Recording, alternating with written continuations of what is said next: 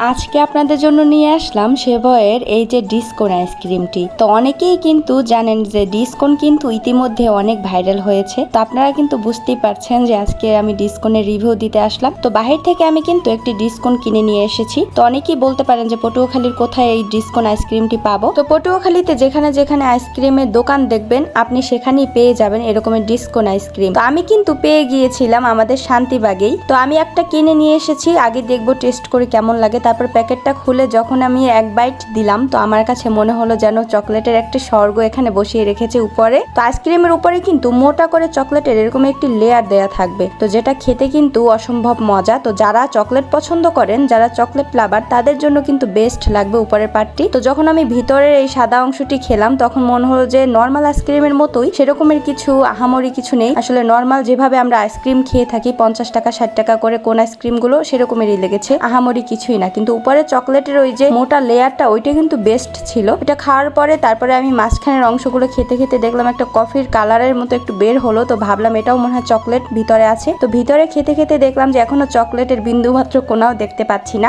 তারপরে কিন্তু খেতে খেতে আরো নিচে গেলাম। তো খাওয়া থামছেই না, চেষ্টা করলাম যে আসলে ভিতরে কি আছে দেখার জন্য। তো খেতে খেতে আমি ক্লান্ত হয়ে গেলাম। তো তারপরে কিন্তু দেখা পেলাম এরকমের মেল্ট হওয়া চকলেটের। তো এটা কিন্তু অসম্ভব মজা ছিল। তো নিচে কিন্তু চকলেটের এই মেল্ট হওয়া জিনিসটা কিন্তু অনেক মজার। তো আপনারা যারা চকলেট লাভার তাদের জন্য বেস্ট বেস্ট বেস্ট। তো যারা আইসক্রিম বেশি পছন্দ করেন তাদের কাছে এটা একদম আহামরি অত বেশিও ভালো লাগবে না, কারণ হচ্ছে এটার উপরের পাটটাই যা মজা আর নিচের পাটটাই একটু মজা আছে, কিন্তু মাঝখানের যে অংশটা সেটা কিন্তু একদম অন্যান্য আইসক্রিমের মতোই, আহামরি কিছুই আমি স্বাদ দেখলাম না। তো আপনাদের কাছে কেমন লেগেছে এই ডিসকন আইসক্রিমটি অবশ্যই কিন্তু কমেন্ট করে জানাবেন। তো সোশ্যাল মিডিয়ায় এমন ভাইরাল হয়েছে এই আইসক্রিমটা, মনে করেছি যে আসলে উপরের পাট থেকে শেষ পাট পর্যন্ত অনেক মজা হবে। তো মাঝখানের লেয়ারটা একদম স্বাভাবিকই লেগেছে আমার। তো আপনারা একটা বিষয় দেখবেন, যে জিনিস যত বেশি ভাইরাল হয় ওইটা কিন্তু আহামরি অত বেশি ভালো লাগে না। তো আমার কাছে মোটামুটি ভালো লেগেছে, একদম ভালো লাগেনি তাও না, কিন্তু যারা চকলেট লাভার তাদের জন্য একটু ভালো লাগবে। এই তো এই ছিল আমার আজকে ডিসকনের রিভিউ। আপনাদের কাছে কেমন লেগেছে হয়তো অনেকের কাছে খারাপ লাগতে পারে, কারণ যারা পছন্দ করেছেন তাদের কাছে খারাপ লাগবেই, কিন্তু আমার কাছে আহামরি তেমন কিছুই লাগেনি, মোটামুটি লেগেছে। টেস্টের কথা বলতে গেলে আমার কাছে 60 টাকার যে কোনগুলো থাকে এখন পাওয়া যায় ওইগুলো আমার কাছে একদম বেস্ট লাগে। ঠিক আছে, ওইগুলো খেয়ে দেখবেন, ওগুলো বেশি মজা। তো পরবর্তীতে কোনো ভিডিও নিয়ে চলে আসবো।